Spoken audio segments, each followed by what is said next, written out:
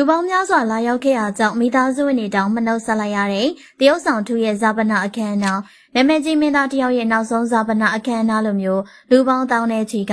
တက်ရောက်လာခဲ့အားကြောင့်မိသားစုဝင်တွေဆွေမျိုးတငယ်ချင်းတွေတောင်နောက်ဆုံးအကြိမ်ဖြစ်နှုတ်ဆက်ခွင့်မရခဲ့အားကတော့ရေဝေးတုတ်တံမှာလုပ်တဲ့တရုတ်ဆောင်ထုရဲ့ဇာပနာအခမ်းအနားဖြစ်ပါတယ်။ MRTV4 ရုပ်သံဇလန်တွဲတွေမှာအမြဲတမ်းမြင်တွေ့ရလေးရှိတဲ့တရုတ်ဆောင်ထုကတော့အခုရက်ပိုင်းထဲမှာရုတ်တရက်ကြီးဆုံးပါးကွယ်လွန်သွားခဲ့ရတာဖြစ်ပါတယ်။အဓိကအဖြစ်တော့တရုတ်ဆောင်ထုကအနုပညာလောကမှာနောက်ခက်အတန်ဝိုင်းမတောင့်တင်းမပြေဆုံးပဲမိခင်ကြီးကိုလှုပ်ကြွေးနေတဲ့သားလေးမလေးဖြစ်တာကြောင့်အခုလိုမျိုးလူလောကကြီးတွေကနေငငယ်ရွယ်ရွယ်နဲ့ထွက်သွားရတဲ့ပုံမှာအလုံးကတော့တနာကိယူနာတက်ကြရပါတယ်။တရုတ်ဆောင်ထုကငယ်စဉ်ခါမှာကလေးတရုတ်ဆောင်ဘဝမှာကလေးကရသမျှပတ်စံတွေကိုအိမ်ပြန်အပ်နေကြကလေးလေးဖြစ်ပါတယ်။တရုတ်ဆောင်ထုကအခုချိန်မှာအနုပညာလောကမှာနေရာတနေရာအမြင့်ဆုံးရဖို့အတွက်စ조사နေပါတယ်။ပြီးခဲ့တဲ့အကယ်ဒမီပေးပွဲမှာဆိုရင်တရုတ်ဆောင်ထုကအတောင်20ဝိယောက်ျားကောင်းရုပ်ရှင်ဇာတ်ကားကြီးမှာဖိုးသားကာရက်တာနဲ့အကောင်းဆုံးတရုတ်ဆောင်နိုင်ခဲ့ရကြောင်းအခုနှစ်မှာအမျိုးသားဇက်ဖို့အကယ်ဒမီဆုရဖို့အတွက်စကားတင်စင်းဝင်ခဲ့ရဖြစ်ပါတယ်။ဒါအပြင်ထူးက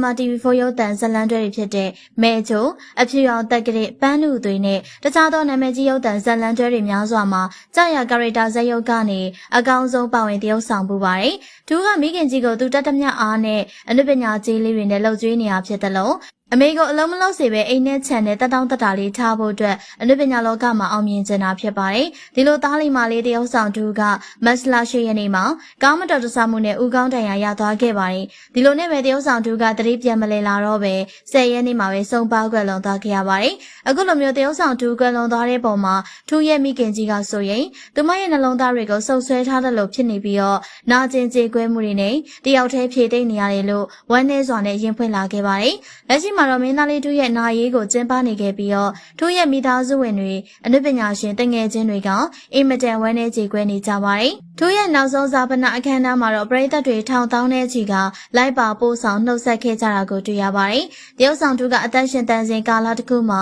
အနုပညာလောကမှာနေရာတနေရာရဖို့အတွက်အစွမ်းကုန်စူးစမ်းခဲ့ရပေမယ့်တေဆုံးသွားမှသာသူတိတ်လိုချင်တဲ့ပရိသတ်တွေရဲ့ချစ်ချင်းမြတ်တာတွေကိုအပြည့်အဝရရှိသွားပါတယ်။တရုတ်ဆောင်ထုရဲ့ဇာပနာမှာမိခင်ကြီးကဝမ်းနည်းငိုကြွေးမဆုံးဖြစ်ရတယ်လို့လာရောက်တဲ့ပရိသတ်တွေများလွန်တာကြောင့်ထုရဲ့မိသားစုဝင်တွေနှုတ်မဆက်နိုင်အောင်ဖြစ်ကြပါတယ်။အနုပညာရှင်တွေကိုယ်တိုင်တောင်မှတရုတ်ဆောင်ထုရဲ့ရုပ်ကလပ်နာကိုကတ်ခွင့်မရလိုက်ပါဘူး။မိဘကိုလှုပ်ကြွေးပြုစုနေပြီးတော့အားကိုးရတဲ့သားလိမ္မာလေးတယောက်ဖြစ်တယ်လို့အနုပညာလောကရဲ့ထွန်းတောက်လာအောင်ပဲကျဲပွင့်တပွင့်ကအခုလိုအကျွေးစောပြီးတော့ကွယ်လွန်သွားခဲ့ရတဲ့ပုံမှာအားလုံးကတော့နှမျောတတဖြစ်နေရပါတယ်။နောက်ဆုံးမှာတော့ထုရဲ့အယိုးပြကိုဂူသွင်းတကြိုပြီးပါပြီ။ဒီဗီဒီယိုကိုကြည့်ရှုနေကြတဲ့ပရိသတ်တွေကရောပရိသတ်တွေထောင်တောင်းချီပို့ဆောင်ခဲ့တဲ့တရုတ်ဆောင်ထုရဲ့ဇာပနာအခမ်းအနားပေါ်မှာမိမိတို့ရဲ့အမြင်လေးတွေကိုမှတ်ချက်ပေးခဲ့ပါအောင်ရှင်။အစောနေ့ကြည့်ရှုပေးရတဲ့အတွက်အားလုံးကိုကျေးဇူးတင်ပါတယ်ရှင်။